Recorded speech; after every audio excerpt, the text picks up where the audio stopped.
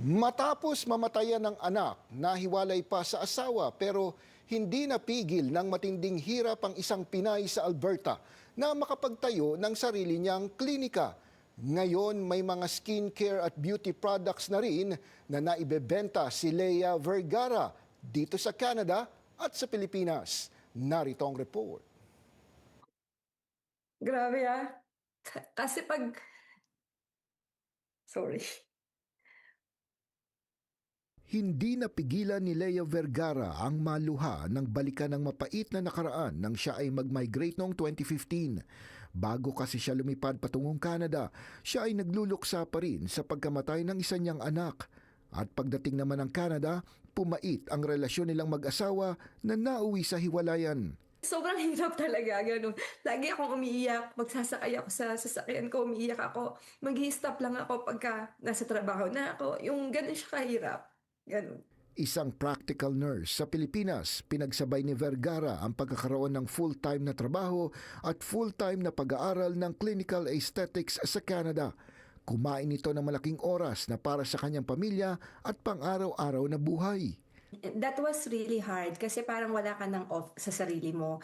I will wake up early in the morning, ipiprepare ko yung almusal ng mga anak ko, yung baon nila sa school, and then I will go to my school.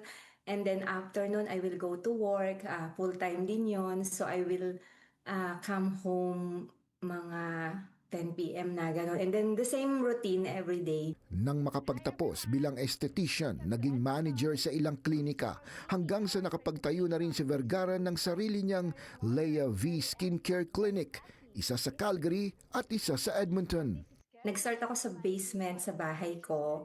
And then that was 2019 November, and then 2020 there was COVID. So I was really so scared kasi paano ko babayaran tong machine na to? That was a risk, but for me, it's always a calculated risk. The risk of getting those expensive machines, and then the uncertainty, mag-work ba to? Kasi now I have a staff to pay, and then may mga machines ako na babayaran.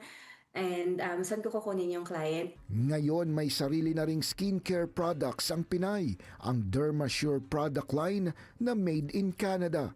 Habang ngayong taon, target na rin niyang simulan ang product line sa Pilipinas na tatawagin niyang Dermalite. It's very personal to me to start something in the Philippines kasi I want to use my knowledge, yung mga natutunan ko rito sa Canada, to give an effective products in the Philippines that is very available, like accessible to everyone. Kilala si Vergara na madalas tumulong sa mga charity at sa Filipino community sa Alberta. Pero may isa siyang pinapangarap na gusto niya talagang matulungan sa mga susunod na panahon.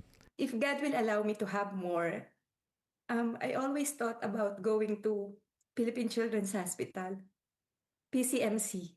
Yeah, I want to help them. I was always there before. And I saw lots of pains from parents, you know. Yung mga bata doon may cancer. They were like suffering. And I want to help.